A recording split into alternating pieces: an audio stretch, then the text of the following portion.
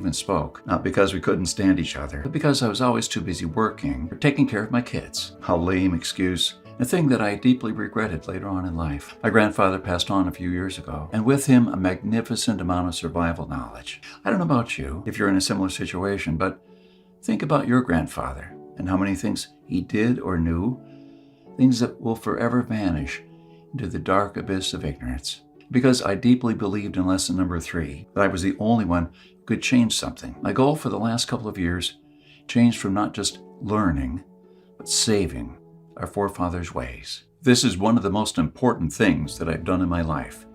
I'm proud of it. But it took me 5 difficult years.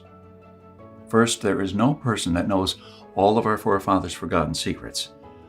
Let's just say that there are still a handful of people that still practice a lost skill, transmitted from generation to generation, even today. But not all the skills, of course. I had to get in touch with a lot of people. Second, where do you find these guys? There are no mainstream survival experts.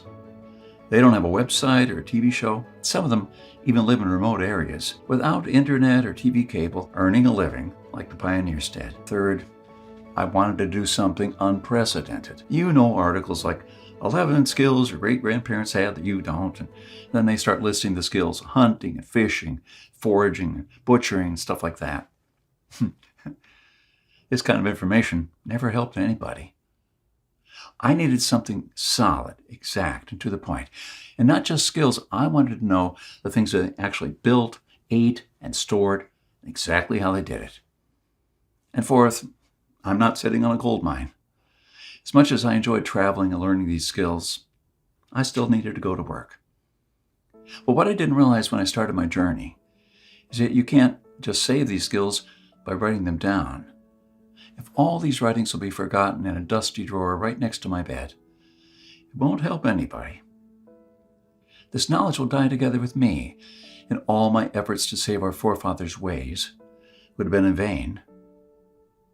This is because all my life I blindly believed in lesson number 3, that it's always up to me. But I was wrong. In this case, it's only halfway there. It's also up to you. Today is your chance to be part of saving our ancestors' lost ways. I wanted to make this information available to every family out there without having to spend years of their lives or thousands of dollars. So I came up with this great idea to edit all my manuscripts, to turn all this lost knowledge into one of the greatest books of this century. The Lost Ways, Saving Our Forefathers' Skills. As you can see, I designed and edited the book in an old-fashioned way. But most of it is not written by me personally, because I didn't want people to read a second-hand account. I'm sure a lot of information would have been lost in the process. You know, those little secrets that make a thing really work. Those little things that make a big difference. So I paid these experts for their time, and I got what I wanted. These people are not professional writers, but instead are uniquely special. They're neither the strong, badass type you see in Rambo movies, nor the ultra-rich preppers from reality shows. They're simple people who know a lost skill very well. They're smart, shrewd, and wise enough to survive for months or even years in the world's most remote places. Here's just a glimpse of what you'll find in the Lost Ways. You'll discover the lost remedies used by our ancestors for centuries. And I'm not talking about rare and complicated insights that only a botanist knows. I'm talking about plants that grow in your backyard or around your house.